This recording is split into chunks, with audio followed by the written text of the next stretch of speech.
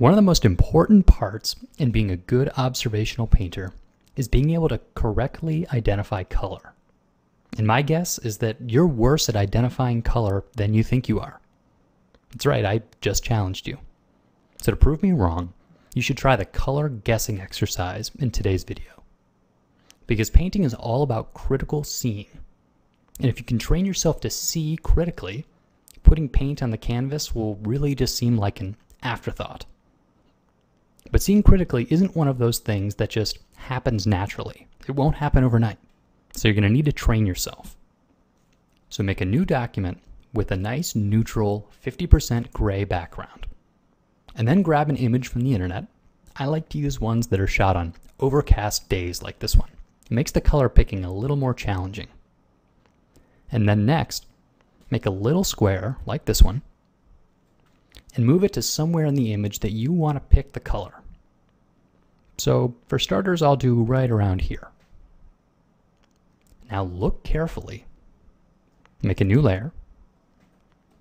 Make sure your color is set to a default black. And then open the color picker a second time and try and envision that color and match it perfectly. See how close you can get. So I'm going to try here and we'll see what I can come up with.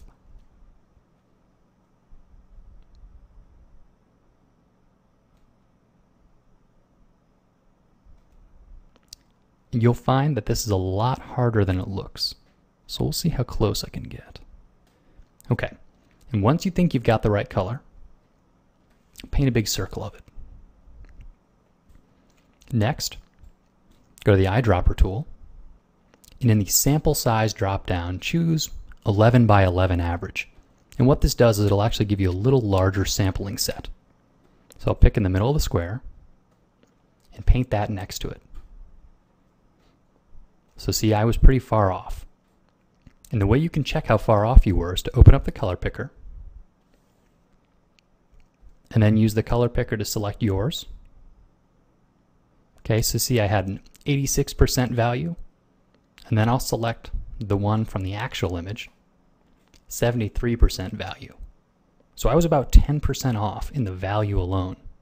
I also got the hue a little bit wrong, as you can see here on the slider. Mine was ever so slightly warmer, and this one's a little cooler. But really the big problem area here was that I was 10% off in the value, which means if this were a grayscale, I'd be about one value step away. So that's a lot more than I would have guessed. So there's not a lot about art that's easy to quantify. Generally things look either more realistic or less realistic, or you get close to the way you want something to look, but not quite. Well, this exercise is very easy to quantify. You can compare the number that you guessed compared to the number that it actually was. And so in this way, you can measure your results. And definitely you will find that if you practice this a lot, you'll get better at it.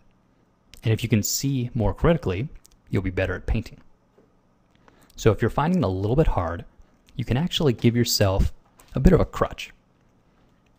And this is something that observational painters will have with them usually when they're out in the field, which is a gray 50% square with a little hole cut in the center.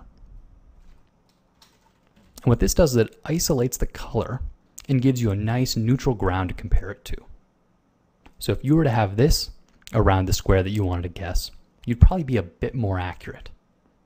And so if you want to use this tool when you're doing studies, for instance, you might find it useful to help accurately judge color. Although ultimately, the goal is to be able to turn that off, see a little square somewhere, and guess it as accurately as you can. So give this a try, and I'd love to see how you guys do, because this is one of those things that's a lot trickier than it looks. So have fun.